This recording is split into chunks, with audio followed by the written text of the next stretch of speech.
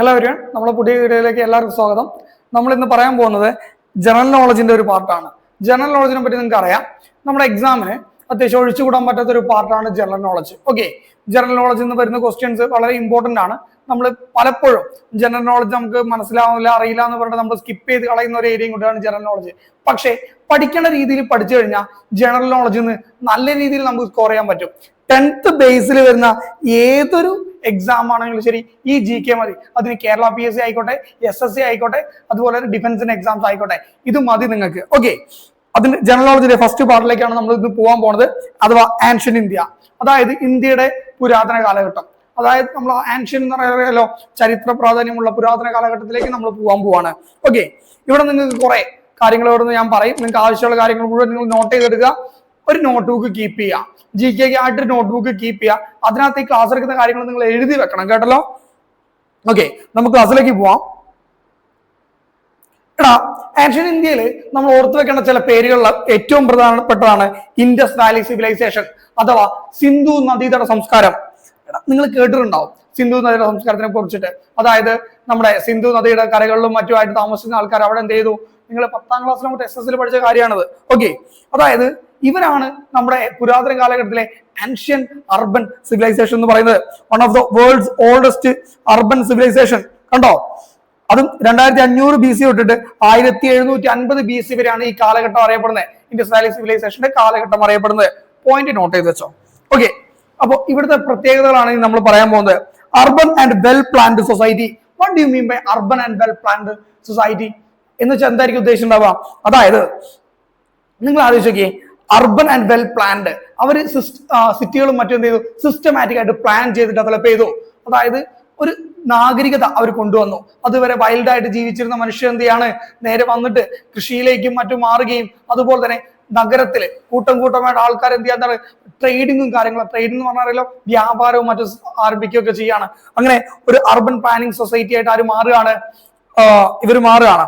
നമ്മുടെ Indus Valley സിവിലൈസേഷനിലെ ജനത മാറുകയാണ്. Okay, named, ഈ പേര് കൊടുക്കുന്നത്, ഇൻഡസ് വാലി സിവിലൈസേഷൻ പേര് കൊടുക്കുന്നത് നമ്മളെ ജോൺ മാർഷൽ ആണ്. ഹാരപ്പയുടെ കണ്ടുപിടുത്തതിന് ശേഷം 1921 ഹാരപ്പ കണ്ടുപിടിച്ചതിന് ശേഷമാണ് John Marshall Indus Valley civilisation എന്ന പേര് കൊടുത്തത്, അഥവാ സിന്ധു നദീതട സംസ്കാരം. എന്തുകൊണ്ടായിരിക്കും സിന്ധു നദീതട സംസ്കാരം എന്ന് പറഞ്ഞത്? എടാ, നിങ്ങൾ ആലോചിച്ച് നോക്കി, പണ്ട് കാലങ്ങളിൽ പുഴയുണ്ടോ? അതായത് ഇപ്പൊ നമുക്ക് വെള്ളം എടുക്കണമെങ്കിൽ മോട്ടറിൽ ഒരു സ്വിച്ച് ഇട്ടാൽ വെള്ളം വരും. പക്ഷെ പണ്ട് കാലങ്ങളിൽ എന്തില്ല, നമുക്ക് പുഴയോ കാര്യങ്ങളൊന്നുമില്ല. ആ സമയത്ത് നമ്മൾ എന്താണ് ചെയ്തുകൊണ്ടിരുന്നത്? ഇതിപ്പോ സിന്ധു നദിയാണെന്ന് നിങ്ങൾ കരുതുക. ഇതിന്റെ കരയിലൊക്കെ എന്തുണ്ടാവും? നമ്മൾ ആൾക്കാർ താമസിക്കും. ഇതിങ്ങനെയുള്ള കരഭാഗത്തും ആൾക്കാർ താമസിക്കും. എന്തിന്? ഈ വാട്ടറിന് പ്രോപ്പറായിട്ട് കനാലുകളെന്ന് നമ്മൾ പറയുന്ന രീതിയിൽ ഒരു ഡ്രൈനേജ് സിസ്റ്റം ഉണ്ടാക്കിയിട്ട് വെള്ളം അകത്തോട്ട് എത്തിക്കാൻ പറ്റും, അല്ലെ? അങ്ങനെ വെള്ളം എത്തിക്കഴിഞ്ഞാൽ കൃഷിയും കാര്യങ്ങളൊക്കെ എളുപ്പമായി കിട്ടും. അപ്പൊ പുഴയുടെ തീരത്തായിരുന്നു ആദ്യ കാലഘട്ടങ്ങളിൽ എന്ത് തുടങ്ങുന്നത്? നാഗരികത ആരംഭിക്കുന്നത് നമുക്ക് വേണമെങ്കിൽ പറയാം. ഓക്കെ, അതുകൊണ്ടാണ് സിന്ധു നദിയെ ചുറ്റിപ്പറ്റിയിട്ട് അതിന്റെ കൈവഴികളെ, അതായത് അതിന്റെ നമുക്കറിയാം പോഷക നദികൾ എന്നൊക്കെ നമ്മൾ പറയൂലേ, അവിടെയൊക്കെ ചുറ്റിപ്പറ്റിയിട്ട് ഇങ്ങനെ സിവിലൈസേഷൻ സ്റ്റാർട്ട് ചെയ്യുന്നത്. ഓക്കെ, ഇനി മേജർ ഇൻഡസ് വാലി സിറ്റീസ് എന്ന് അറിയപ്പെടുന്ന ആൾക്കാരാണ്, അറിയപ്പെടുന്ന നഗരങ്ങളാണ് ഹാരപ്പ, മൊഹൻജദാരോ, ദൽവിഡ, അതുപോലെ തന്നെ ലോത്താൽ. ഇങ്ങനെ കുറച്ച് സ്ഥലങ്ങളാണ് എന്ത്, ഈ 4 പേരുകൾ ഓർത്തു വെക്കണം. ഇതാണ് മേജർ ഇൻഡസ് വാലി സൈറ്റുകൾ എന്ന് അറിയപ്പെടുന്നത്. ഓക്കെ അല്ല? എന്തെങ്കിലും ഡൗട്ടുകൾ ഉണ്ടെങ്കിൽ താഴെ കമന്റ് സെക്ഷനിൽ ചോദിച്ചോട്ടോ. ഇനി മെറ്റലർജി ആൻഡ് ടൗൺ പ്ലാനിങ്. നമുക്ക് ഇൻഡസ് വാലി സിവിലൈസേഷന് ഡീറ്റെയിൽഡ് ആയിട്ടുള്ള ഒരു ഏരിയക്ക് പോയി നോക്കാം. Metals noun. ആ കാലഘട്ടത്തിൽ അറിയപ്പെടുന്ന മെറ്റലുകൾ ശരിക്കും ശ്രദ്ധിച്ചോ. ക്വസ്റ്റ്യൻസ് പല പ്രാവശ്യം ഇവിടുന്ന് വന്നിട്ടുണ്ട്. Gold, silver, bronze, lead, copper. ഈ ലോകങ്ങളാണ് എന്ത് ചെയ്ത്, ഈ 5 എണ്ണമാണ് ആ കാലഘട്ടത്തിൽ ഏറ്റവും ഉപയോഗിച്ചിട്ടുണ്ടായിരുന്നത്. ഗോൾഡ് നമുക്കറിയാം, സ്ത്രീകൾ ഉള്ളിടത്തോളം കാലം ഗോൾഡിന്റെ വില എന്ത് ചെയ്യും? കൂടിക്കൊണ്ടേയിരിക്കും. അതായത് സ്ത്രീകൾക്ക് ഭയങ്കര അട്രാക്റ്റീവായിട്ട്, സ്വർണ്ണം ഇട്ട് കഴിഞ്ഞാൽ എന്താണ്, ഭയങ്കര അട്രാക്റ്റീവായിട്ട് തോന്നുന്ന ഒരു ഇതുണ്ട് അല്ലെ? അതുപോലെ തന്നെ പ്രൗഢിയുടെ ഒരു അടയാളമായിരുന്നു എന്ത്, സ്വർണ്ണം എന്ന് പറയുന്നത്. അങ്ങനെ നല്ല ഓക്കെ, സ്വർണ്ണം ഉണ്ടെങ്കിൽ നല്ല കാശുകാരനാണെന്നുള്ളത് പണ്ടൊട്ടേയുള്ള ചിന്തയാണ്. നമുക്കതൊക്കെ മാറ്റാനായിട്ടുണ്ട്. ഓക്കെ, ഇനി സിൽവർ, ബ്രോൺസ് പറഞ്ഞ വെങ്കലം. അതുകൊണ്ട് തന്നെ ഇതിനെ വെങ്കല യുഗം എന്ന് അറിയപ്പെടാറുണ്ട്. ഓക്കെ, ഇനി ലെഡ്, അതുപോലെ കോപ്പർ, ചെമ്പ്, ഇതൊക്കെയാണ് ആ സമയത്ത് ഏറ്റവും കൂടുതൽ ഉണ്ടായതാണ്. പക്ഷേ നിങ്ങൾ ശ്രദ്ധിക്കേണ്ടത് ഈ ഒരു ടേമാണ്, അയൺ വാസ് അൺനൗൺ. അയൺ എന്താണ്? ഇരുമ്പ്. അപ്പൊ ഈ ജനത എന്ത് ഉപയോഗിച്ചിട്ടില്ല? ഇരുമ്പ് ഉപയോഗിച്ചിട്ടില്ല. അപ്പൊ ഈ ജനതയ്ക്ക് ഇരുമ്പിന്റെ അയിരുന്ന് ഇരുമ്പുണ്ടാക്കാൻ അറിയില്ല എന്നാണ് അതിന്റെ അർത്ഥം. So iron was unknown to this category. അതായത് ഇൻഡസ് വാലി സിവിലൈസേഷനിലെ ജനതയ്ക്ക് എന്തറിയില്ല? ഇരുമ്പിനെ കുറിച്ച് അറിയില്ല. ഓക്കെ. കാരണം ഇതൊക്കെ എങ്ങനെയാണ് നമുക്ക് കിട്ടിയിട്ടുണ്ടാവുക എന്നൊന്ന് ആലോചിച്ച് നോക്കിയേ. ഇതൊക്കെ നമ്മൾ പഠിക്കുന്ന എങ്ങനെയാ? ഈ അവശേഷിപ്പുകൾ, ചരിത്ര അവശേഷിപ്പുകൾ നമ്മുടെ ആർക്കിയോളജിസ്റ്റുകൾ പോയിട്ട് അവിടെ മുഴുവൻ അപ്പൂട്ടിയൊക്കെ തട്ടി മണ്ണൊക്കെ മാറ്റി ഇവർ ഡീറ്റെയിൽ ആയിട്ട് പഠിക്കും. അവരുടെ കൾച്ചർ, അവിടുന്ന് അവശേഷിപ്പുകൾ കിട്ടുന്ന വെച്ചിട്ട് അവരെങ്ങനത്തെ ജനതയായിരുന്നു, അവരെങ്ങനത്തെ സാധനങ്ങൾ ഉണ്ടാക്കിയിരുന്നത്, അവരെന്തൊക്കെയോ ഉപയോഗിച്ചിരുന്നത്, അങ്ങനത്തെ മൊത്തം ഡീറ്റെയിൽസ് നമുക്ക് അവിടുത്തെ ആർക്കിയോളജിക്കൽ ചരിത്രപരമായ സാധനങ്ങൾ തപ്പിയെടുത്തിട്ട് നമ്മൾ എടുക്കും. ഓക്കെ, അങ്ങനെയാണ് നമ്മൾ ഇതൊന്ന് കാൽക്കുലേറ്റ് ചെയ്യുന്നത്. എടാ സ്പീഡ് കൂടുന്നുണ്ടെങ്കിലൊക്കെ നിങ്ങൾക്ക് പറയാം കേട്ടോ കമന്റിൽ. നെക്സ്റ്റ് ക്ലാസ് നമുക്ക് അറേഞ്ച് ചെയ്യാം. ഓക്കെ, ഇനി വെൽ പ്ലാൻഡ് സിറ്റീസ് ആയിരുന്നു. എപ്പോഴാണ് നമ്മളൊരു വെൽ പ്ലാൻഡ് സിറ്റി എന്ന് പറയാ? അതായത് ഒരു പ്ലാനിങ്, ഇപ്പൊ നമ്മളെ ചാണ്ടിഗ്രഹൊക്കെ എന്താണ് നല്ല വെൽ പ്ലാൻഡ് സിറ്റീസ് ആണ് നമ്മൾ പറയും. കാരണം അതെല്ലാം ഓർഡർ ആയിട്ട്, സ്കൂളുകൾ ഒരു സൈഡിൽ, ജനതയ്ക്ക് ട്രാൻസ്പോർട്ടേഷൻ എല്ലാം സെറ്റ് ആയിട്ട്. ഇവിടെ വെൽ പ്ലാൻഡ് എന്ന് പറയുന്നത് ഇവര് അന്നത്തെ ആദ്യ കാലഘട്ടത്തിൽ നിങ്ങൾ ആലോചിച്ച് നോക്കി, വെറും മണ്ണ് തേച്ചിട്ടൊക്കെ വീടുകൾ ഉണ്ടാക്കിയിരുന്ന കാലഘട്ടത്തിൽ ഇവരെന്ത് ചെയ്തു? ബേൺഡ് ബ്രിക്സ് യൂസ് ചെയ്തു. ബേൺഡ് ബ്രിക്സ് എന്ന് പറഞ്ഞാൽ ചുടുകട്ട. നമ്മൾ കളിമണ്ണൊക്കെ എടുത്തിട്ട് നമ്മൾ ചൂടാക്കിയിട്ട് കട്ടയിൽ ഇഷ്ടിക, അങ്ങനത്തെ ഇഷ്ടികൾ എന്നൊരു ഉദാഹരണം പറഞ്ഞാണേ, അങ്ങനത്തെ ചുടുകട്ടകൾ ഇവർ ഉപയോഗിക്കാൻ തുടങ്ങി. അപ്പൊ എന്താണ്, സാധാ കളിമണ്ണിനേക്കാൾ എന്ത് കൂടും? ദൃഢതയും മറ്റേ ഘടനയില്ല, ഹാർഡ്നെസ്, അതൊക്കെ കൂടും. ഓക്കെ, ഇനി ഡ്രൈനേജ് സിസ്റ്റംസ്.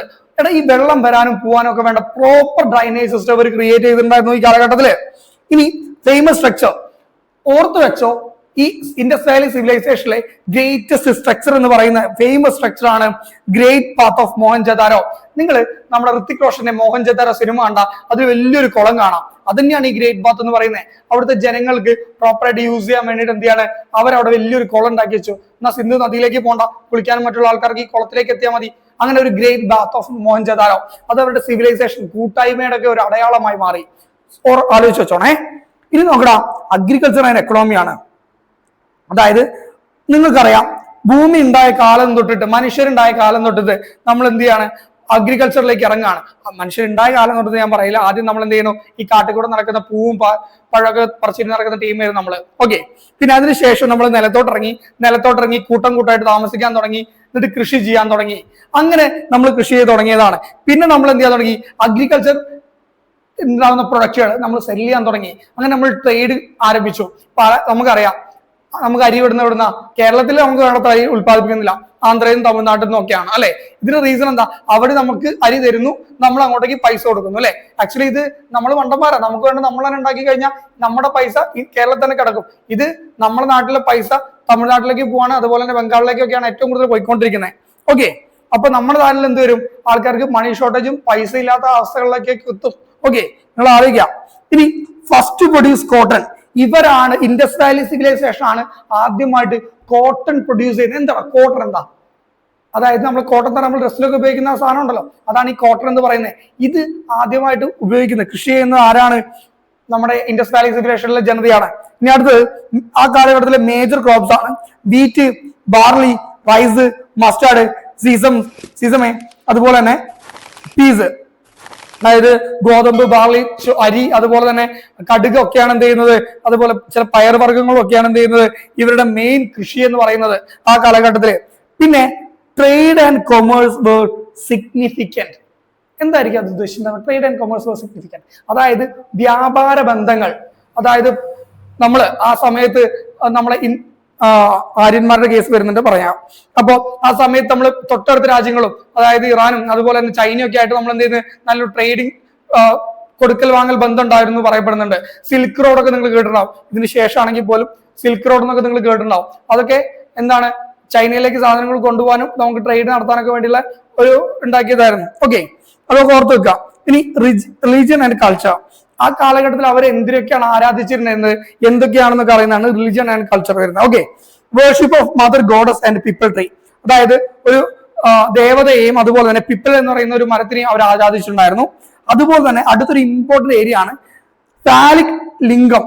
ഫാലിക് മീൻസ് ലിംഗം, പുരുഷ ജനേന്ദ്രിയം. ഓക്കെ, ആൻഡ് യോനി വേർഷിപ്പ്. യോനി എന്ന് പറഞ്ഞാൽ സ്ത്രീകളുടെ റീപ്രൊഡക്റ്റീവ് ഓർഗൻ ആണ്. ഓക്കെ, ഇതിനെ രണ്ടിനെയും അവർ ആരാധിച്ചിട്ടുണ്ടായിരുന്നു. ദാറ്റ് മീൻസ് പെനിസും വജൈനും ഒക്കെ തന്നെയാണ് കാര്യങ്ങൾ. ഇവയൊക്കെ ഇവരെന്ത് ചെയ്തിട്ടുണ്ടായിരുന്നു, ആരാധിച്ചിട്ടുണ്ടായിരുന്നു. ദാറ്റ് മീൻസ് റീപ്രൊഡക്റ്റീവ് ആയിട്ടുള്ള ഇതെന്താണ്, എന്താ പുതിയ സന്താനോൽപത്തി ഉണ്ടാക്കാൻ പറ്റുന്നത് ഒരു പ്രത്യേക ദൈവവരമായിട്ടൊക്കെയാണ് അവർ കണ്ടിട്ടുണ്ടായിരുന്നത്. ഓക്കെ, അപ്പോ ആലോചിച്ച് നോക്കാം. ഇനി ആർട്ടിസ്റ്റിക് പോയട്രി ആൻഡ് സീൽസ്. അതായത് ഇവര് കലാപരമായിട്ട് പോയിട്ട് കഥകളും കവിതകളൊക്കെ എഴുതുന്നുണ്ടായിരുന്നു. അതുപോലെ തന്നെ എംബ്ലങ്ങളും മറ്റും ഉപയോഗിച്ചിട്ടുണ്ടായിരുന്നു എന്നൊക്കെ നമുക്ക് ഇവിടുന്ന് മനസ്സിലാക്കാം. ഇതൊക്കെ അവിടുത്തെ ഇതിൽ നിന്ന് നമുക്ക് കിട്ടിയിട്ടുള്ള കാര്യങ്ങളാണ് കേട്ടോ, ചരിത്ര രേഖകൾ നമുക്ക് കിട്ടിയിട്ടുള്ളതാണ്. And it's also known as bronze age civilization. വെങ്കല യുഗം എഴുതി വെച്ചോണം, വെങ്കല യുഗം. നീയൊക്കെ ഇതായിരിക്കും മലയാളം മീഡിയത്തിൽ പഠിച്ചിട്ടുണ്ടാവുക, അതുകൊണ്ടാണ് ഞാനത് പറഞ്ഞിരുന്നത്, അല്ലെങ്കിൽ ഞാൻ മലയാളം പറയാൻ നിൽക്കൂല. Belong to bronze age. ഇത് എവിടേക്ക് ലിങ്ക്ഡ് ആണ്? ഇൻഡസ് വാലി സിവിലൈസേഷൻ എന്ന് പറഞ്ഞത് ബ്രോൺസ് ഏജിലേക്ക് ലിങ്ക്ഡ് ആയി. കാരണം അപ്പൊ എന്തുപയോഗിച്ചിട്ടില്ല? അയണും കാര്യങ്ങളൊന്നും ഉപയോഗിച്ചിട്ടില്ല. പ്രധാന ഉപയോഗം വരുന്നത് വെങ്കലമൊക്കെ തന്നെയാണ്. സോ വെങ്കല യുഗത്തിലേക്ക് നമ്മൾ ഇവൻ തള്ളി. എന്നിട്ട് അഡ്വാൻസ്ഡ് ക്രാഫ്റ്റ്മാൻഷിപ്പ് ആൻഡ് മെറ്റലർജി. ഇവര് ക്രാഫ്റ്റ്മാൻഷിപ്പ് എന്ന് പറയുമ്പോൾ ഇത് ഉപയോഗിച്ചിട്ട്, വെങ്കലങ്ങളും മറ്റും ഉപയോഗിച്ചിട്ട് പലതരം വിഗ്രഹങ്ങൾ കണ്ടില്ലേ പണ്ടത്തെ? നിങ്ങൾ പഞ്ചലോക വിഗ്രഹം എന്നൊക്കെ പറഞ്ഞ് കേട്ടിട്ടുണ്ടാവും. അതൊക്കെ കുറെ കാലം മുമ്പേ ഉള്ളതാണ്. ഇങ്ങനെയുള്ള കുറെ ആർട്ടുകൾ ഇവർ ഇതിൽ തീർക്കാൻ തുടങ്ങി. അതുപോലെ തന്നെ ഇതൊക്കെ ഉപയോഗിച്ചിട്ട് പുതിയ പുതിയ സാധനങ്ങളൊക്കെ നിർമ്മിക്കാനൊക്കെ തുടങ്ങിയതാണ്. ഓക്കെ, ഇനി കൺക്ലൂഷനിലേക്ക് നമ്മൾ എത്തുകയാണെങ്കിൽ, ഹൈലി ഡെവലപ്ഡ് അർബൻ സിവിലൈസേഷൻ, അതായത് അന്നത്തെ കാലഘട്ടത്തിൽ വെച്ച് നോക്കി ബാക്കി താരതമ്യം ചെയ്ത് നോക്കുമ്പോൾ വൺ ഓഫ് ദ ബെസ്റ്റ് ഒരു സിവിലൈസേഷൻ ആയിരുന്നു ഇവര്. അഡ്വാൻസ്ഡ് ടൗൺ പ്ലാനിങ്ങും മെറ്റലർജിയും ട്രേഡും വ്യാപാരങ്ങളൊക്കെ എന്താണ് ഇവരുടെ ഒരു സവിശേഷതയായിരുന്നു. അതായത് നമ്മളതിലുള്ള സാധനങ്ങൾ അങ്ങോട്ട് കൊടുക്കുക, എന്നിട്ട് അവിടെ നമ്മളതിൽ ഇല്ലാത്ത സാധനങ്ങൾ അവിടെ നിന്ന് ഇങ്ങോട്ട് വാങ്ങുക. ഓക്കെ, ഇനി one of the greatest civilization of the ancient world. Ancient വേൾഡിലെ വൺ ഓഫ് ദ ബെസ്റ്റ് അല്ലെങ്കിൽ ഗ്രേറ്റ് സിവിലൈസേഷൻ എന്നറിയപ്പെടുന്ന ആരെയാണ്? ഇൻഡസ് വാലിയാണ്. ഓക്കെ, ഇനി ജോഗ്രഫിക്കൽ എക്സ്റ്റെൻഡ് നോക്കിക്കോളൂ.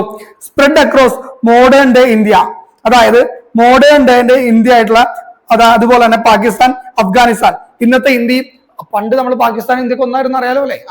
അപ്പോ ഇപ്പോഴത്തെ ഇന്ത്യയും അതുപോലെ തന്നെ പാകിസ്ഥാനും അഫ്ഗാനിസ്ഥാനും ഒക്കെ ആയിട്ട് എന്താണ് ഇത് സ്പ്രെഡ് ചെയ്ത് കിടക്കുകയാണ്.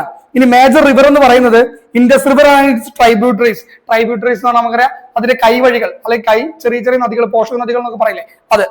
ഇനി കീ റീജിയൻസ് എന്ന് പറയുന്നത് ഇന്ത്യയിലും പാകിസ്ഥാന്റെ കീ റീജിയൻസ് എന്ന് പറയുന്നത് പഞ്ചാബ് ആൻഡ് സിന്ധ്. ഇപ്പൊ അത് പാകിസ്ഥാനിലാണുള്ളത്.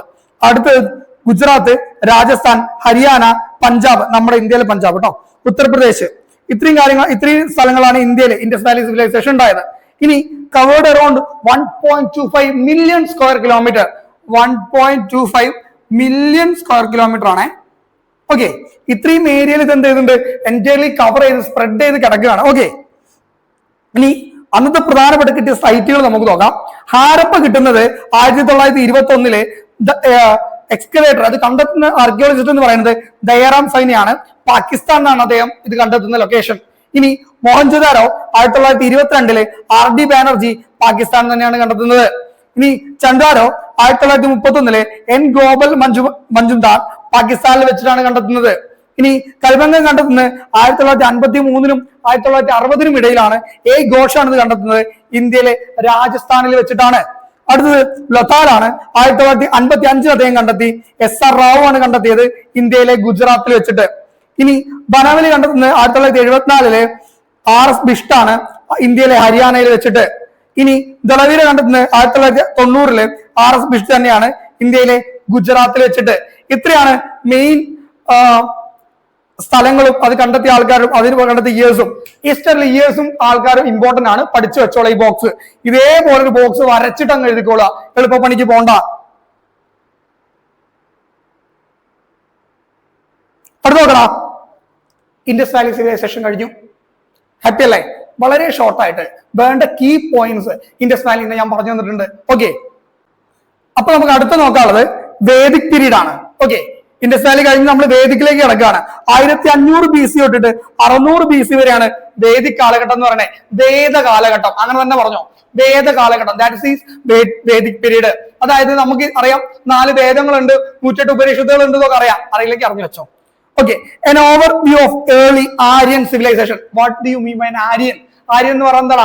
ഇന്തോ ഇറാനിയൻ ടീമിനെയാണ്. അതായത് മൈഗ്രേറ്റ് ചെയ്ത് വന്ന ഇന്തോ ഇറാനിയൻ ആൾക്കാരെയാണ് നമ്മൾ ആര്യൻസ് എന്ന് വിളിച്ചത്. അതായത് പറയുന്നുണ്ട് ഇന്തോ ഇറാനിയൻ സ്പീക്ക് ചെയ്യുന്ന ആൾക്കാരെന്നൊക്കെ പല രീതിയിൽ ആര്യൻസിനെ പറയുന്നുണ്ട്. നമ്മൾ ജസ്റ്റ് അറിഞ്ഞു വെച്ചാൽ മതി. അവിടുന്ന് ഇങ്ങോട്ടേക്ക് മൈഗ്രേറ്റ് വരുന്ന ചില ആൾക്കാരെയാണ് നമ്മൾ എന്ന് വിളിച്ചത് ആര്യൻസ് എന്ന് വിളിച്ചത്. ഇവരും അന്നത്തെ ഇന്ത്യക്കാരും കൂടി ചേർന്നിട്ടാണ്, അതായത് ഇന്ത്യയിൽ അന്നുണ്ടായിരുന്ന ആൾക്കാരും മൈഗ്രേറ്റ് വന്ന ആര്യൻസും കൂടി ചേർന്നിട്ടാണ് ഈ പറഞ്ഞ ഇൻഡസ് വാലി ഒക്കെ ക്രിയേറ്റ് ചെയ്തെടുക്കുന്നതെന്നാണ് പറയപ്പെടുന്നത്. ഒരു മെയിൻ ഇൻട്രൊഡക്ഷൻ നോക്കാം. Vedic period was a rural civilisation. അതായത് അത്രയ്ക്ക് ഡെവലപ്പ് ആവാതെ ഒരു ചെറിയൊരു സിവിലൈസേഷൻ ആര് വേദിക് കാലഘട്ടത്തിൽ ഉണ്ടായിരുന്നത്. പിന്നെ ഇവിടെ കുറെ സംസ്കൃത വാക്കുകൾ ഇംഗ്ലീഷിലേക്ക് മാറ്റിയതാണ്. ചില പ്രൊണൗൺസിയേഷൻ ഒക്കെ നിങ്ങൾക്ക് അക്യുറേറ്റ് ആയിട്ട് കിട്ടിയില്ലെങ്കിൽ ഒന്ന് കമന്റിൽ ചോദിക്കാം. ചിലപ്പോൾ എന്തെങ്കിലും പറയുന്നതിൽ ചില തെറ്റുകൾ വരാം. ഇനി started with the arrival of Aryans in the Indian subcontinent. ഞാൻ പറഞ്ഞേ അറൈവൽ ഓഫ് ആര്യൻസ് ഇത് തുടങ്ങുന്നപ്പോഴാണ് ഇറാനിയൻ ബോർഡർ എന്നൊക്കെ ഇറാനിൽ നിന്നും മറ്റൊക്കെ ഒരു മിഡീവൽ ഏഷ്യ എന്നൊക്കെ ആൾക്കാർ മിഡ് ഏഷ്യ എന്നൊക്കെ ഇങ്ങോട്ടേക്ക് ആൾക്കാർ മൈഗ്രേറ്റ് ചെയ്ത് വരികയാണ്. അവരും നമ്മളും കൂടെ കൂടി ചേർന്നിട്ടാണ് ആര്യൻ സിവിലൈസേഷൻ ആരംഭിക്കുന്നത്. Migrated from central Asia. കണ്ടോ, അതായത് സെൻട്രൽ ഏഷ്യ നമ്മൾ ഏഷ്യയുടെ നടക്കുന്നൊക്കെയാണ് ഇവർ എന്ത് ചെയ്യുന്നത്, ഇങ്ങോട്ടേക്ക് മൈഗ്രേറ്റ് ചെയ്ത് വരുന്നത്. അവരെയാണ് നമ്മൾ ആര്യൻസ് എന്ന് വിളിച്ചത്. Aryans settled in Afghanistan, Pakistan and India. അന്ന് നമ്മുടെ ഇവിടുത്തെ ഒറിജിനേറ്റഡ് ആൻസസ്റ്റേഴ്സും ഉണ്ട്, ആര്യൻസും ഉണ്ട്. ഓക്കെ, അപ്പോ Aryans settled in Afghanistan, Pakistan and India. കുറെ നേരം പറയുമ്പോഴേക്ക് തൊണ്ടയിൽ വെള്ളമൊക്കെ വെച്ചൂടാ, വെള്ളമാണെങ്കിൽ എടുത്തതുമില്ല പോട്ടെ. This region was called Sapta Sindhu. അതായത് ഈ ആര്യൻസ് വന്ന് സെറ്റിൽ ചെയ്ത ഏരിയനെ, അതായത് ഇവർ വന്ന് ഇങ്ങനെ സെറ്റിൽ ചെയ്ത ഏരിയനെ നമ്മൾ എന്തെന്ന് വിളിച്ചു, ഇവിടെ സപ്ത സിന്ധു എന്ന് വിളിച്ചു. അതായത് ഇവിടെ എന്ത് ചെയ്തിട്ടുണ്ട്, ഇവർ വന്ന് സെറ്റിൽ ആയിട്ടുള്ള ഏരിയ ആണ്. ഓക്കെ, ഇവിടെ നമ്മൾ സപ്ത സിന്ധു എന്ന് വിളിച്ചു. ഓക്കെ, ഇനി the region was called Sapta, the land of 7 rivers. ഇവിടെ 7 റിവേഴ്സ് ഒന്ന് കൂടി ചേരുന്നുണ്ട് അങ്ങ് വിചാരിച്ചോ, 7 റിവേഴ്സ് അതിൽ പാസ് ചെയ്യുന്നുണ്ട്. So it's called the land of 7 rivers. Okay, rivers played a key role in agriculture and trade. നമുക്കറിയാം അന്നത്തെ കാലത്ത് പുഴയുടെ അറ്റത്ത് കൊണ്ടുപോയി വീട് വെക്കുന്നതിന്റെ മെയിൻ ഉദ്ദേശം എന്താ, വെള്ളം കിട്ടാൻ വേണ്ടിയിട്ട്. അപ്പൊ അതേസമയം പ്രളയമൊക്കെ നല്ല രീതിയിൽ എഫക്റ്റും ചെയ്തിട്ടുണ്ട് മക്കളെ, അത് വേറെ കേസ്. ഓക്കെ, അടുത്തോളാം. സപ്തസിന്ധു നമുക്ക് എന്താ നോക്കാം. ഓക്കെ, അതായത് 7 നദികളെയാണ് നമ്മൾ സപ്തസിന്ധു എന്ന് പറയുന്നത്. Saptasindhu, the land of 7 rivers, refers to the 7 major rivers in the Vedic period which were significant for the Aryan civilization. അതായത് ആര്യൻ സിവിലൈസേഷന്റെ ആരംഭത്തിന് വളരെ അവിഭാജ്യ ഘടകമായിരുന്ന ആര്, ഈ സപ്ത സിന്ധു എന്ന് പറയുന്ന 7 നദികള്. ആ 7 നദികൾ ഏതാണെന്ന് ഓർത്ത് വെച്ചോ, നിങ്ങളുടെ സിലബസിൽ പറയുന്നില്ല, എന്നാൽ കിടക്കട്ടെ. Sindhu, Indus river, the most important river. ആരെ മറന്നാലും സിന്ധുവിനെ മറക്കരുത് കേട്ടോ.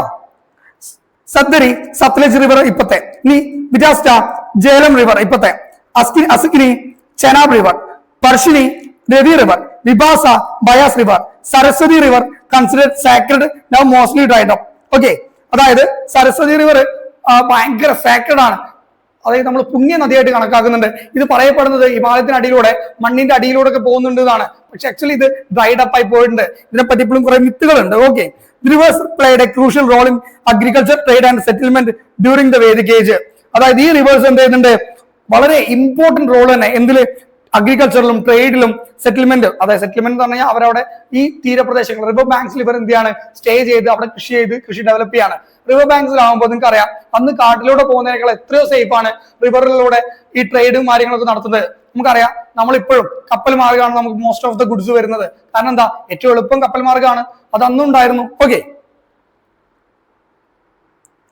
ഇനി നമുക്ക് main important, very very important area ആണ് ദ 4 വേദാസ്. 4 വേദങ്ങളെ കുറിച്ച് നിങ്ങൾ വ്യക്തമായ ധാരണ നിങ്ങൾക്ക് ഉണ്ടാവണം.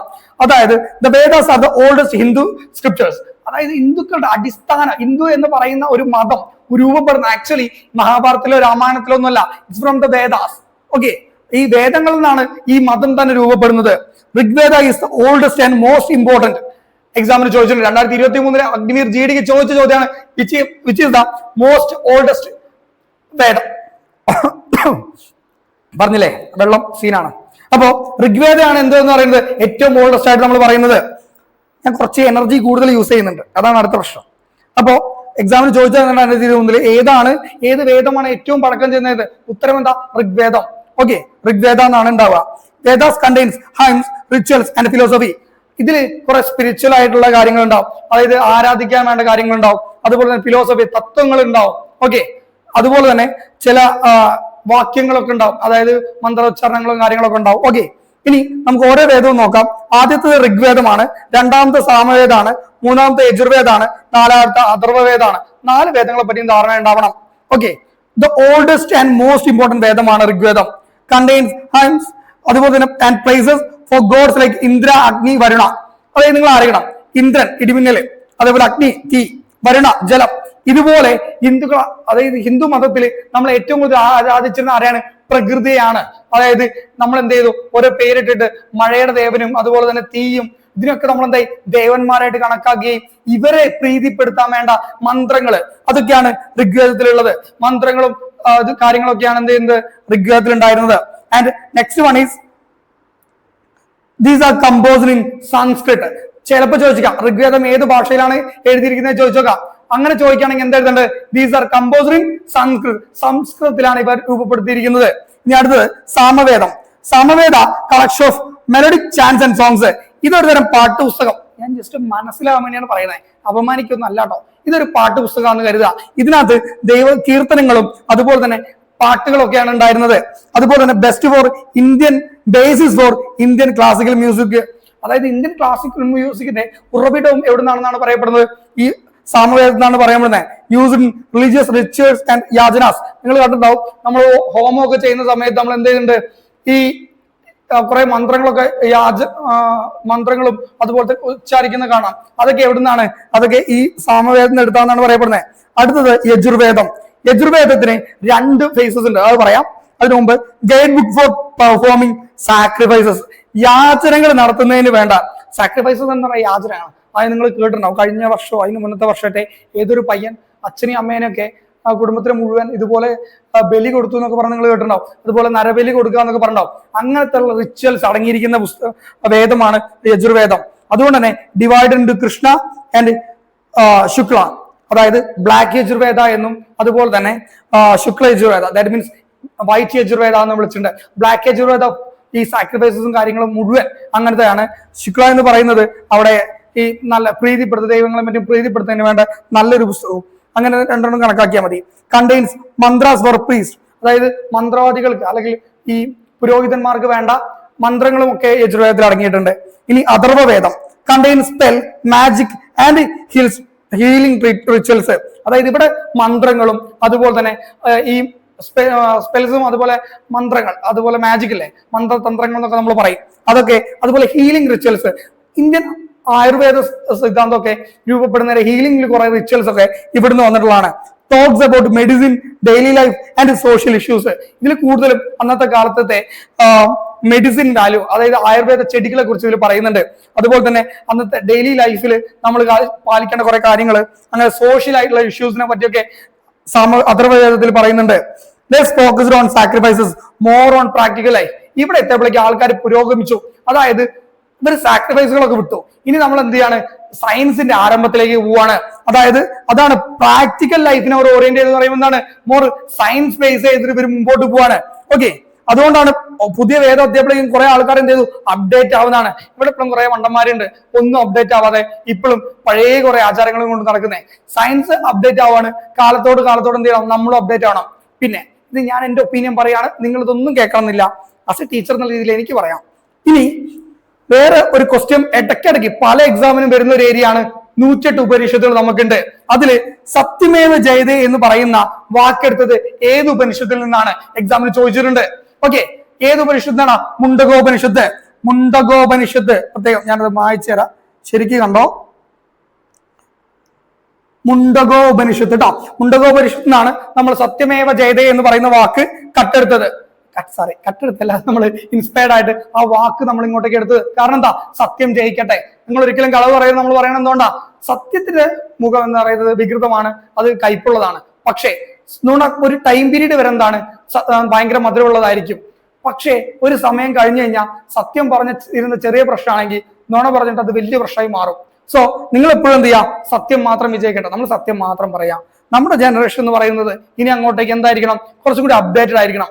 ഓക്കെ, നമ്മൾ സത്യസന്ധത അതുപോലെ തന്നെ ധാർമ്മികത തുടങ്ങിയ കുറെ കാര്യങ്ങൾ നമ്മൾ ഇന്നത്തെ കാലത്ത് നിലനിർത്തിയേ പറ്റുള്ളൂ. നമുക്ക് അടുത്ത ഏരിയക്ക് പോവാം.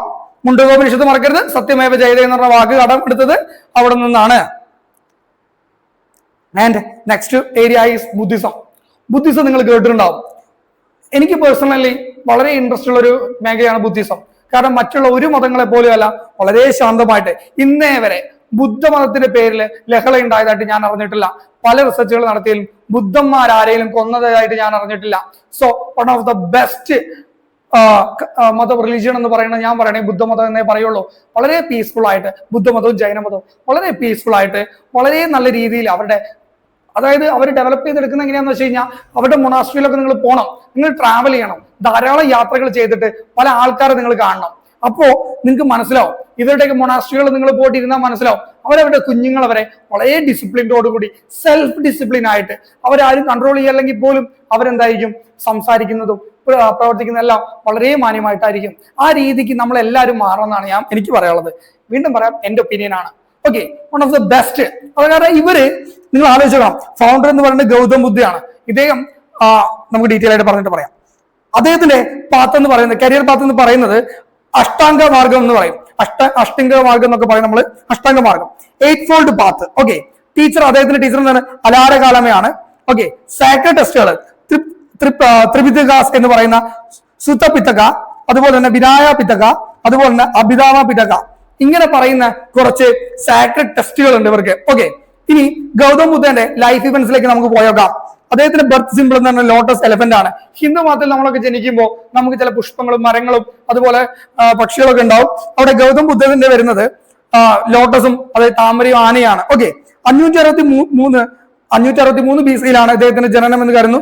അതും നേപ്പാളിലെ ലുംബിനിയിൽ വെച്ചിട്ട്. ഇനി അദ്ദേഹത്തിന്റെ അച്ഛൻ എന്ന് പറയുന്നത് ഫാദർ സുധോധനയാണ്, അമ്മ മഹാമായിയാണ്, ഭാര്യ യശോധര, മകൻ രാഹുൽ. ഇവരാണ് അദ്ദേഹത്തിന്റെ ഫാമിലി എന്ന് പറയാനുള്ളത്. പക്ഷേ റിനൗൺസിയേഷൻ എന്ന് പറയുന്ന ഒരു സാധനമുണ്ട്.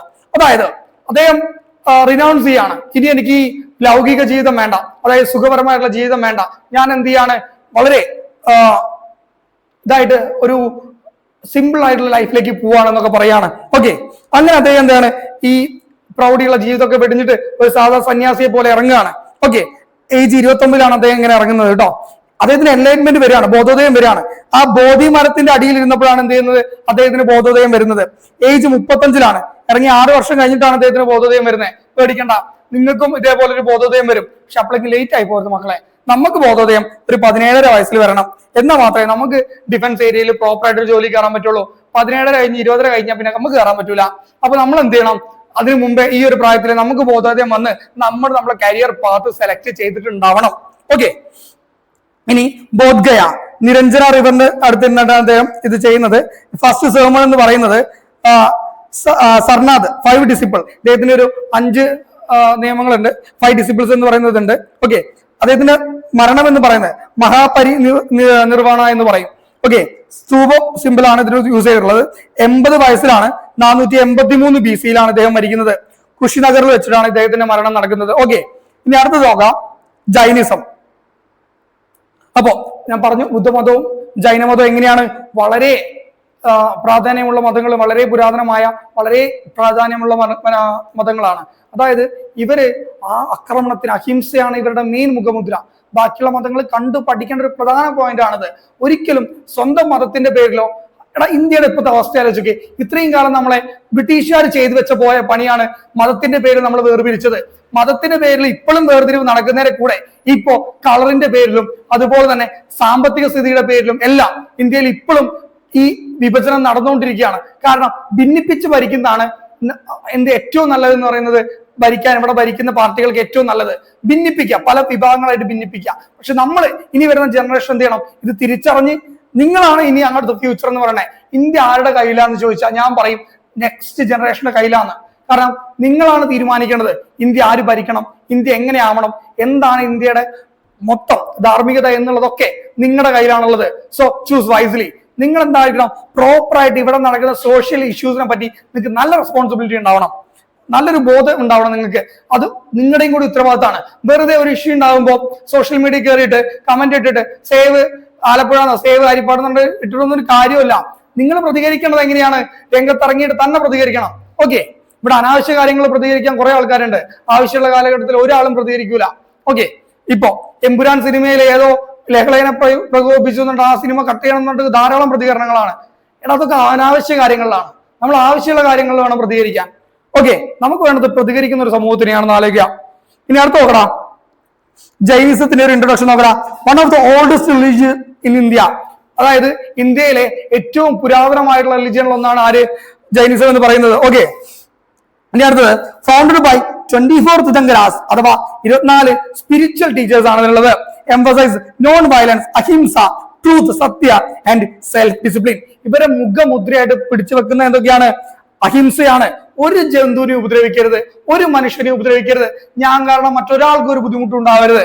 അതേപോലെ ട്രൂത്ത്, സത്യം, സത്യം മാത്രമേ വിജയിക്കുകയുള്ളൂ എന്നുള്ള വാക്കുകൾ നിങ്ങൾ പല പ്രാവശ്യം കേട്ടിട്ടുള്ളതാണ്.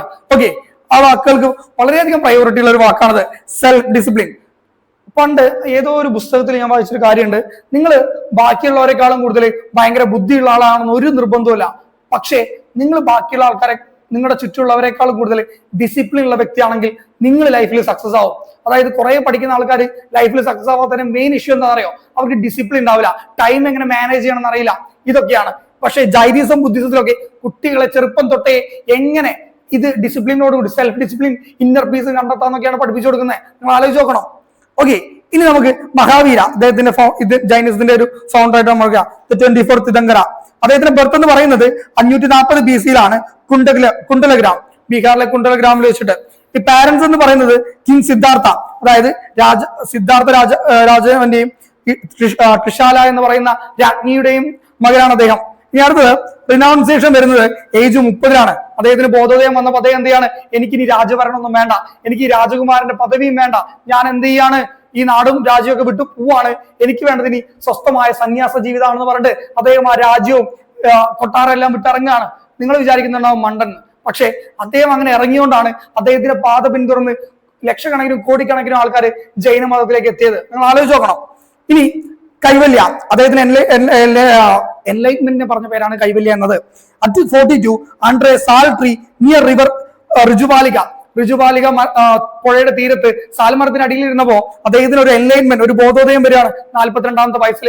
നിങ്ങൾ വയസ്സായിട്ട് ഒന്നും അകത്ത് നിൽക്കുന്ന ആൾക്കാർ ഇത് കാണുന്നുണ്ടെങ്കിൽ 42-ാമത്തെ വയസ്സിലാണ് മഹാവീരയ്ക്ക് പോലും എൻലൈറ്റ്മെന്റ് വരുന്നത്, ബോധോദയം വരുന്നത്. അപ്പൊ നിങ്ങൾക്ക് ലേറ്റ് ആയിട്ടില്ല, നിങ്ങൾ കുറച്ചും കൂടി നേരത്തെ അറിഞ്ഞു എന്നാണ് സമാധാനിക്കുക. ഇനി ഫസ്റ്റ് സെർമൺ വരുന്നത് അറ്റ് പാവപുരി പ്രീച്ച്ഡ് 11 ഗന്ധാരാസ്, അതായത് 11 ഡിസിപ്ലിൻസ് അദ്ദേഹം പുറത്തിറക്കുകയുണ്ടായി, അതായത് പുറപ്പെടുവിക്കുകയുണ്ടായി. അദ്ദേഹത്തിന്റെ മരണം എന്ന് പറയുന്നത് 468 BC-യിലാണ്, അതും പാവപുരിയിൽ വെച്ചിട്ട്. പാവപുരി എന്ന് പറയുന്ന സ്ഥലത്ത് വെച്ചിട്ട് 468 BC-യിൽ 72-ാം വയസ്സിൽ അദ്ദേഹം എന്തായി? മരിച്ചു. ഇനി മഹാജനപദാസിന്റെ ഒരു ഇൻട്രൊഡക്ഷൻ നോക്കാം.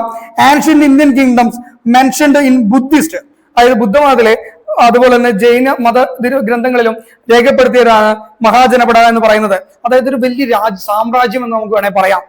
നിങ്ങൾ മഹിഷ്മതി സാമ്രാജ്യം എന്നുള്ള പാട്ട് കേട്ടില്ലേ? ഞാൻ പാട്ട് പാടുന്നില്ല, കുറച്ച് മോശമായോണ്ട്. അതുപോലെ ഒരു സാമ്രാജ്യം എന്ന് വേണമെങ്കിൽ നമുക്ക് പറയാം. അതായത് അങ്കുട്ടർ നികായ, അതുപോലെ തന്നെ ആൻഡ് ജെയിൻ ഭഗവതി സൂത്ര ടെക്സ്റ്റുകൾ ഇതിനെ പറ്റി പറയുന്നുണ്ട്. Okay, existed between 6th and 4th century, 6th century മുതൽ 4th centuryന്റെ ഉള്ളിലാണ് ഇത് കാണപ്പെട്ടിരിക്കുന്നത്. ഓക്കെ, BC കേട്ടോ. Some evolve into powerful empires, example Magadha രാജ്യത്തിനെ കുറിച്ച് നിങ്ങൾ കേട്ടിട്ടുണ്ടാവും. അതുപോലെ വളരെ മഹത്തായിട്ടുള്ള സാമ്രാജ്യങ്ങളുടെ എംപയേഴ്സ്, രാജാക്കന്മാർ എന്തുണ്ടായിട്ടുണ്ട് അവിടെ ഉണ്ടായിട്ടുണ്ട്. ഇനി നമുക്ക് 16 മഹാജനപടാസ് ഏതൊക്കെയാന്ന് നോക്കടാ. കാശി മഹാജനപടയും അതിന്റെ ക്യാപിറ്റലുമാണ് കാശി. വാരണാസി ആയിരുന്നു ഇതിന്റെ ക്യാപിറ്റല്. നമുക്കറിയാം, നമ്മുടെ പ്രഭാസിന്റെ ഒരു സിനിമ ഉണ്ടായിരുന്നുള്ള ഈ അടുത്തിറങ്ങിയത്, അതിൽ പറയുന്നുണ്ട് ലോകത്തിലെ ആദ്യത്തെ പുരാതന നഗരം, ആദ്യത്തെ നഗര രൂപം കൊള്ളുന്ന കാശിയിലാന്നൊക്കെ പറയും. അതൊക്കെ തള്ളാണ്, അതൊക്കെ പോട്ടെ. അപ്പോ അങ്ങനെ ഒരു ഡയലോഗ് ഒക്കെ പറയുന്നുണ്ട്. സിനിമ കാണുമ്പോൾ ചില കാര്യങ്ങളൊക്കെ ടേംസ് ഒക്കെ ഓർത്ത് വെക്കുക, നമുക്ക് എപ്പോഴേലൊക്കെ ഇതൊക്കെ കേൾക്കുമ്പോൾ നമുക്ക് റിലേറ്റ് ചെയ്യാം. ഓക്കെ, ഇനി അങ്ക ചമ്പനഗരിയിലാണ് ഇതിന്റെ ഇരുന്നത്. അതുപോലെ തന്നെ വൈശാലിയാണ് അതിന്റെ ക്യാപിറ്റൽ എന്ന് പറയുന്നത്. ക്യാപിറ്റൽ എന്ന് പറഞ്ഞാൽ അറിയാലോ, അതിന്റെ എന്താണ്? നമ്മുടെ കേരളത്തിന്റെ ക്യാപിറ്റൽ ആരാ? തിരുവനന്തപുരം. അതുപോലെ കേട്ടോ, ചേടി സുക്തിമാത്തിയിലാണ് അത് ഉണ്ടായിരുന്നത്. കുരു അതുപോലെ ഹസ്തിനപുരാണ്. അതേപോലെ മാത്സ്യ വിരാട് നഗറിലാണ്. അസക ബുദ്ധനിയയിലാണ്. ഇനി ഗന്ധാര ടാക്സിലാണ്. കോശല രാജ്യം എന്നൊക്കെ നിങ്ങൾ കേട്ടിട്ടുണ്ടാവും. ശ്രാവസ്തിയിലാണ്. മഗധ രാജ്ഗിരിയിലാണ്. ഇതൊക്കെ എന്ന് പറഞ്ഞാൽ സംസ്കൃത വാക്കുകളാണ്, അങ്ങനത്തെ പേരുകളാണ്, കുറച്ച് ബുദ്ധിമുട്ടുണ്ട് പ്രൊണൗൺസ് ചെയ്യാൻ. മല്ല കുഷിനഗറിലാണ്. വത്സ കൗശുംബിയിലാണ്. പാഞ്ചാല അച്ചിത്രയിലാണ്. അതുപോലെ തന്നെ സുരസേന മധുരയിലാണ്. ആവന്തി ഉജ്ജയിനിലെ രാജ്യത്തിന്റെ രാജാവ് എന്നൊക്കെ നിങ്ങൾ ഏതെങ്കിലും സിനിമയിലൊക്കെ കേട്ടിട്ടുണ്ടാവും. ഇനി കംബോജ രാജ്പൂരിലാണ്. ഓക്കെ, ഇത്രയും ഇതാണ് മഹാജനപടാസിൽ ഉണ്ടായിരുന്നത്. അപ്പോ ഫസ്റ്റ് സെക്ഷൻ കഴിഞ്ഞു. അതായത് ഇത്രയാണ് ആൻഷ്യന്റ് ഇന്ത്യന്റെ ഒരു ബേസിക്സ് ആയിട്ടുള്ള കാര്യങ്ങൾ പറയാനുള്ളത്. ഇനി ഒരു പാർട്ട് 2 കൂടി ഉണ്ടാവും, കുറച്ച് കാര്യങ്ങൾ നമുക്ക് അവിടെയും പറയാനുണ്ട്. അപ്പോ നമ്മുടെ ക്ലാസ്സിന്റെ നമുക്കറിയാം ബാച്ച് സ്റ്റാർട്ട് ചെയ്തു. ഏകദേശം 2ാമത്തെ ബാച്ചിന് എൻറോൾമെന്റ് ലാസ്റ്റ് ആയിട്ടുണ്ട്. നിങ്ങൾ എന്ത് ചെയ്യുക? താല്പര്യമുള്ള ആൾക്കാർക്ക് എന്ത് ചെയ്യാം, നിങ്ങൾ ഈ വീഡിയോ ഷെയർ ചെയ്ത് കൊടുക്കുക. നമ്മൾ മാർക്കറ്റിന് വേണ്ടിയിട്ട് ഒരു പൈസ ചെലവാക്കുന്നില്ല. ആ പൈസയും കൂടി എന്തിനാ ചെയ്യുന്നത്, നിങ്ങൾക്ക് ക്ലാസ് തരാൻ വേണ്ടിയിട്ടാണ് ചെയ്യുന്നത്. അപ്പൊ നിങ്ങൾക്ക് താല്പര്യം ഉണ്ടെങ്കിൽ എന്ത് ചെയ്യാം, ക്ലാസ്സുകളൊക്കെ പറ്റുന്നുണ്ടെന്നുണ്ടെങ്കിൽ നിങ്ങളെ ഫ്രണ്ട്സിനോട് ഇത് റെക്കമെൻഡ് ചെയ്യാം. ഓക്കെ, അത്ര എനിക്ക് ഇതിൽ പറയാനുള്ളൂ. പിന്നെ ഇതൊക്കെ ഞാൻ തരുന്നതാണ് നിങ്ങളോട് പറഞ്ഞിട്ടുണ്ടായിരുന്നത്. അതൊക്കെ 1-ാം തീയതിക്ക് ശേഷം 1-ാം തീയതി മുതൽ നിങ്ങൾക്ക് പ്രോപ്പർ ആയിട്ട് നമ്മൾ എന്ത് ചെയ്യും, മോണിറ്റർ ചെയ്ത് ഇതൊക്കെ തരുന്നതാണ്. സ്റ്റഡി പ്ലാൻ ഉണ്ടാവും, അതുപോലെ തന്നെ പ്രാക്ടീസ് ടെസ്റ്റുകൾ, മോക്ക് ടെസ്റ്റുകൾ. ക്ലാസ് കഴിഞ്ഞാൽ തന്നെ നിങ്ങൾക്ക് അടിയിൽ മോക്ക് ടെസ്റ്റുകൾ അവൈലബിൾ ആണ്. ഇനി അടുത്ത സാറ്റർഡേ തൊട്ടിട്ട് നിങ്ങൾക്ക് എല്ലാ സാറ്റർഡേസിലും എക്സാമും ഉണ്ടാവും. ഓക്കെ, ബാക്കിയൊന്നും ഞാൻ തള്ളുന്നില്ല, നമുക്ക് നേരിട്ട് കാണാം. ഓക്കെ, അപ്പൊ ഇത്രയും കാര്യങ്ങളാണ് എനിക്ക് നിങ്ങളോട് പറയാനുള്ളത്. നേവിയുടെ MR വിളിച്ചിട്ടുണ്ട്, SSR വിളിച്ചിട്ടുണ്ട്, പോയി അപ്ലൈ ചെയ്തോളാം. തൊണ്ടയിലെ വെള്ളമൊക്കെ പറ്റിയടാ, പോട്ടെ. അപ്പോ MR അപ്ലൈ ചെയ്യാം. MR ഈ ഹിസ്റ്ററി ഒക്കെ ഇതന്നെ മതി, ധാരാളമാണ്. ഇതിനപ്പുറത്തേക്കൊന്നും ചോദിക്കാൻ പോണില്ല, അതെന്റെ ഉറപ്പാണ്. ചോദിച്ചു കഴിഞ്ഞാൽ പിന്നെ ഒന്നും പറയരുത്, എന്റെ ഗസ്സിംഗ് പ്രകാരം ചോദിക്കാൻ സാധ്യതയില്ല. അപ്പൊ നമുക്ക് എന്താ ചെയ്യാം, പാർട്ട് 2 കാണാം. ഞാൻ മടുത്തു, ശരിക്കും മടുത്തു. Bye, good night.